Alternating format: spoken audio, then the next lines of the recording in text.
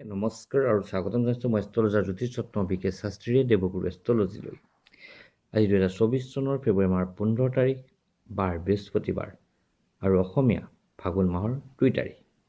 আজি সূৰ্য উদয় হ'ব পুৱা 5:51 আৰু সূৰ্য অস্ত যাব পাছবেলা 5:03। আহি থকা ৰাহুকালৰ সময় হৈছে দিনৰ 12:52 পৰা দিনৰ 2:16 এই সময়ছোৱা অতি অশুভ হিচাপে গণ্য কৰা হয়। যদি কোনো শুভ কাম কৰে কোনো সুফল নাপাব, গতিকে কোনো শুভ কাম বা কোনো শুভ কামৰ আৰম্ভণি এই সময়ছোৱাত নকৰিব। আহি থকা শুভ মুহূৰ্তৰ সময় হৈছে পুৱা 5:51 পৰা পুৱা 7:15। আকৌ দিনৰ 10:03 পৰা দিনৰ 12:52।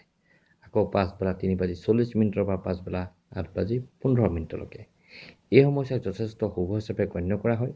যদি কোনো শুভ কাম কৰে বা কোনো শুভ কাম আৰম্ভণি কৰে অতি সুফল লাভ কৰিব। আৰু যদি কোনো যাত্ৰা কৰে বা কোনো শুভ কৰ্ম কৰে তেতিয়া অলপ চেনি খাই পেলাই কৰক, সুফল পাব। বা তুলসী গছ বা হালধি গছ বা হালধীয়া ফুলৰ গুৰিত পানী দি যাত্ৰা আৰম্ভ কৰক বা শুভ কৰ্ম কৰক, অতি সুফল লাভ কৰিবলৈ সক্ষম হ'ব। এতিয়া আহোঁ ৰাশিৰ বিচাৰলৈ। প্ৰথমে মেঘ ৰাশি। মেঘ ৰাশিৰ জাতক জাতিকাসকলে আজিৰ দিনটোত উন্নতি লাভ কৰিব। বৃষ ৰাশিৰ জাতক জাতিকাসকলে কোনো আত্মীয়ৰ সহায় সহযোগ পাব।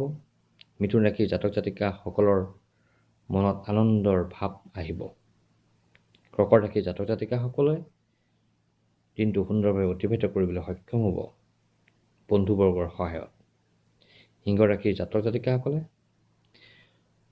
মনত শান্তি পাব আজিৰ দিনটোত। কন্যা ৰাশিৰ জাতক জাতিকাসকলৰ বন্ধু লাভ হ'ব।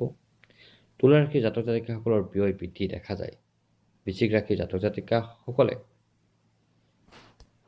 কোনো সুসংবাদ লাভ কৰিব।